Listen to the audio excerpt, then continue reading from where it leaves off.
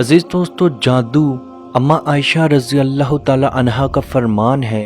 अरबों ने जादू का नाम सहर इसलिए रखा कि यह तंदुरुस्ती को बीमारी में मुब्तला कर देता है। और जादू फारसी ज़बान का लफ्ज़ है जिसका मतलब अल्फाज है। और याद रखें, अल्फाज असर रखते हैं।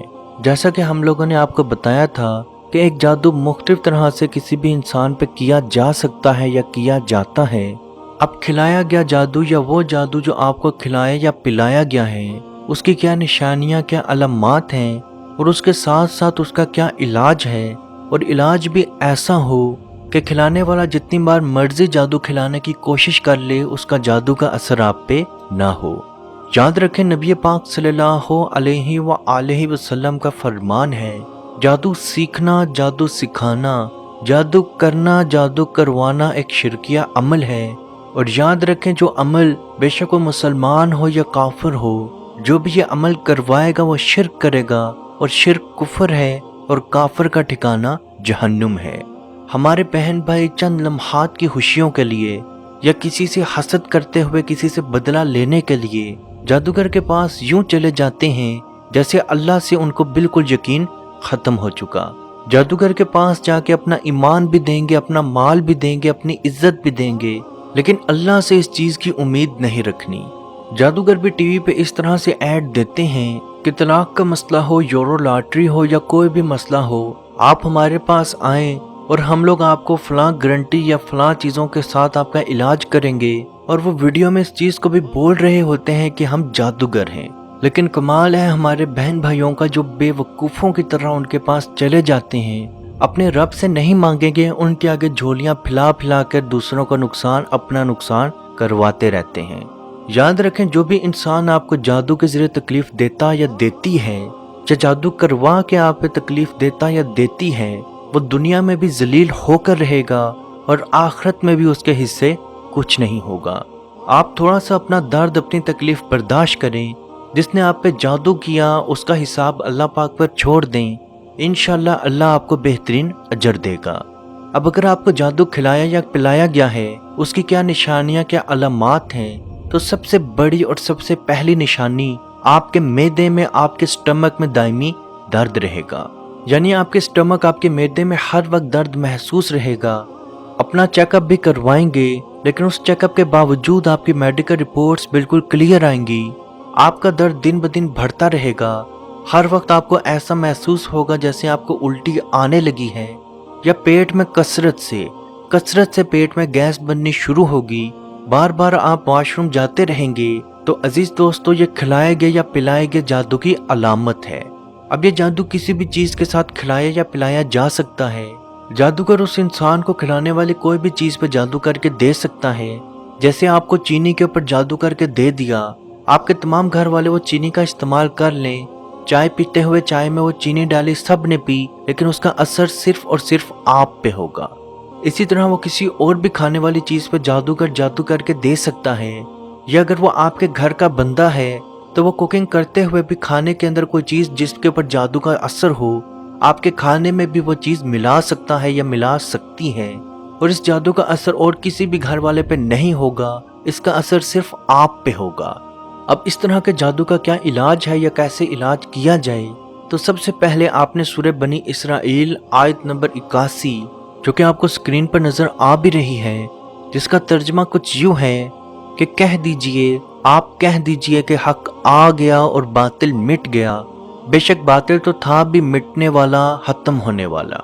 फतह मक्का के बाद जब नबी पाक सल्लल्लाहु अलैहि वसल्लम बैतुल्लाह के अंदर दाखिल हुए, तो बैतुल्लाह के अंदर बहुत सारे बुत मौजूद थे। तो आप सल्लल्लाहु अलैहि वसल्लम के पास एक छड़ी, एक स्टिक मौजूद थी। आप उस छड़ी की मदद से उन तमाम बुतों को मारते और गिराते जाते और ये आयत पढ़ते जाते। वो आमिल जो जादू जिन्नात का इलाज करते हैं, उनका कहना है कि यह आयत किसी भी तरह के जादू के लिए, किसी भी तरह के बड़े से बड़े जादू के तोड़ के लिए इस्तेमाल की जा सकती है। आपने पानी लेना है और कोशिश करें कि वो पानी ज्यादा हो। उस पानी के ऊपर आपने 3-3 मरतबा अव्वल व आखिर दुरूद इब्राहिमी, यानी कि वो दुरूद जो आप नमाज में पढ़ते हैं, 3-3 मरतबा अव्वल व आखिर पढ़ना है। 70 मरतबा 70 टाइम सूरह फातिहा की तलावत करनी है। 70 مرتبہ یعنی کہ 70 ٹائمز آیت الکرسی، 70 مرتبہ 70 ٹائمز یہی تلاوت سورہ بنی اسرائیل آیت نمبر 81 کی تلاوت کرنی ہے، اور 7 مرتبہ یعنی کہ 7 ٹائمز سورہ فلق اور سورہ ناس کی تلاوت کرنی ہے، اور آخر میں پھر سے 3 مرتبہ درود ابراہیمی اور اس پانی پہ دم کر دیں۔ یہ پانی آپ نے روز پینا ہے، اور آپ جیسے ہی اس پانی کا استعمال شروع کریں گے، پہلے ہی دن آپ کو یا تو پیٹ میں شدید درد شروع ہوگا یا آپ کو الٹی لگ جائے گی۔ جیسے ہی آپ کو الٹی لگے گی تو آپ کے اندر جتنا بھی جادو کھلایا یا پلایا گیا وہ مکمل طور پہ باہر آ جائے گا۔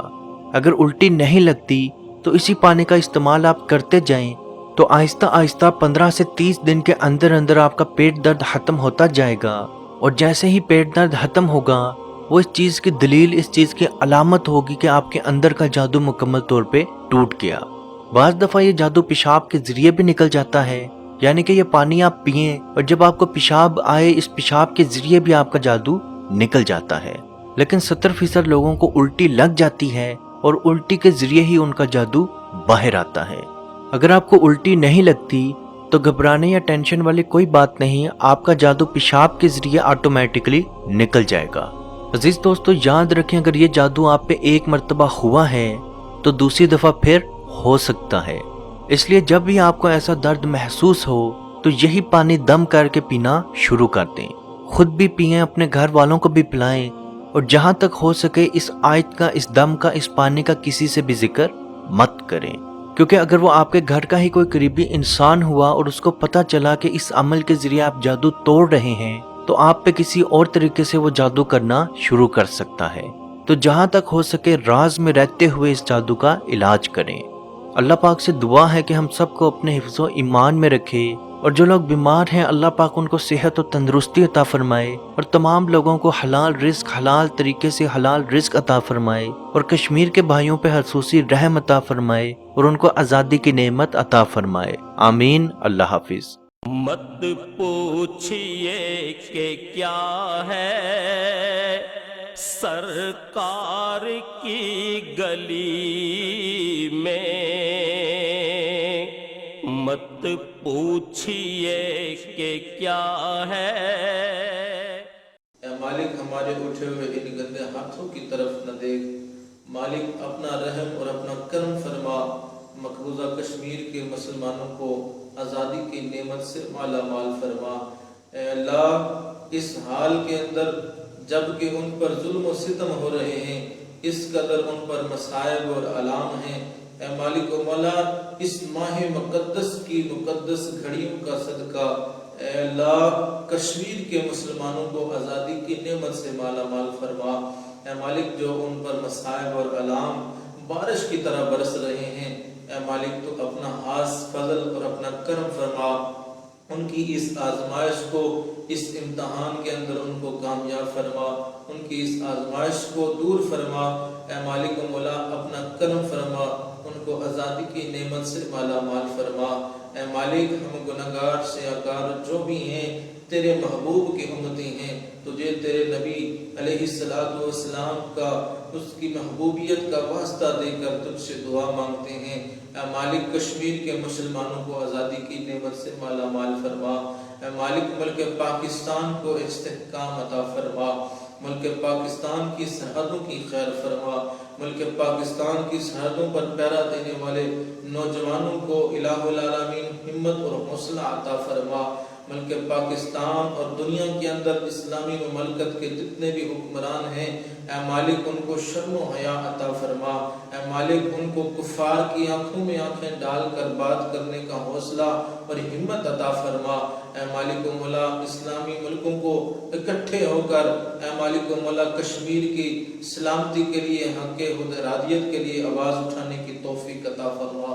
اللہم ربنا تقبل منا انکا انت السمیع العلیم وتب علینا یا مولانا انکا انت التواب